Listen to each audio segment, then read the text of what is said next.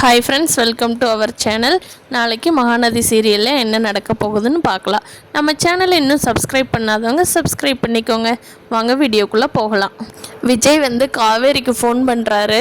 அப்போ காவேரி என்ன பண்ணிகிட்ருக்க அப்படிங்கிறாங்க. இங்கே காவேரியும் நீங்கள் என்ன பண்ணிகிட்ருக்கங்க விஜய் அப்படிங்கிறாங்க. நான் ஒரு ஸ்டால் வருது இல்லையா, அதில் நம்ம அப்பள கடையை போடலான்னு சொல்லி பார்க்க போயிட்டுருக்கேன் விஜய் அப்படிங்கிறாங்க. விஜய் நான் வெண்ணிலாவோட மாமாவோட ஃபோன் நம்பர் எல்லாமே அவங்க பெரியப்பா கிட்ட வாங்கிட்டேன். கண்டிப்பாக நான் அவங்க மாமா கிட்ட போய் பார்த்துட்டு வெண்ணிலாவை ஒப்படைச்சிருவேன் கூடிய சீக்கிரமே. ஒப்படைச்சிட்டா அப்புறம் என்ன, நம்ம லைஃப் சந்தோஷந்தான் காவேரி அப்படிங்கிறாங்க. என்ன சொல்கிறீங்க அப்படிங்கிறாங்க. ஆமாம், நீயும் புருஷன் கூட சேர்ந்து வாழ போகிற காவேரி அப்படின்னு 2 பேர் பேசிகிட்டு இருக்காங்க சந்தோஷமாக. காவேரி ஓகே வெண்ணிலாவோட வேலையை சீக்கிரமாக பார்த்துட்டு வாங்க, நம்ம லைஃப் நல்லாயிருக்கும் அப்படின்ட்டு ஃபோனை வச்சிடுறாங்க. காவேரியோட வண்டியில் பசுபதி லேசாக வண்டி முட்டிடுறாரு. காவேரி என்ன இப்படி பண்ணுறீங்க அப்படிங்கிறாங்க.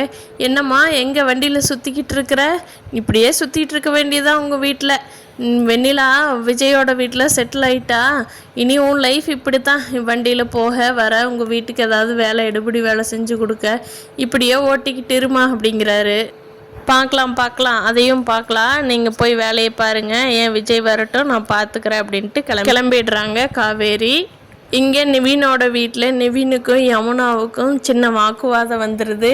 என்ன நீங்கள் காவேரிக்கு ஒன்றுனா பயங்கரமாக சொல்லிக்கிட்டு இருக்கிறீங்க, அவள் தண்ணி எடுக்க போனால் உங்களுக்கு வலிக்குது, தண்ணி எடுத்துகிட்டு தர்றீங்க, ஏன் அவள் அப்பள ஸ்டால் போடுறதுக்கு தனியாக பார்க்க மாட்டாளா, அதுக்கு குமரன் மாமாவை கூட்டிகிட்டு போக சொல்கிறீங்க. என்ன நிவின், என்ன நினச்சிட்ருக்கீங்க, என்னை பார்த்தா உங்களுக்கு எப்படி தெரியுது, இன்னும் பழைய ஞாபகம் போகலையாங்கிறாங்க.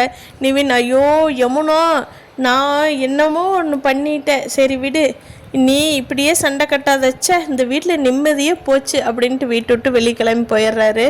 நான் காவேரிகிட்டவே வச்சுக்கிறேன் அப்படின்னு யமுனாவும் கோவமாக 2 பேரும் ஒரு வாட்டுக்கு போயிடுறாங்க.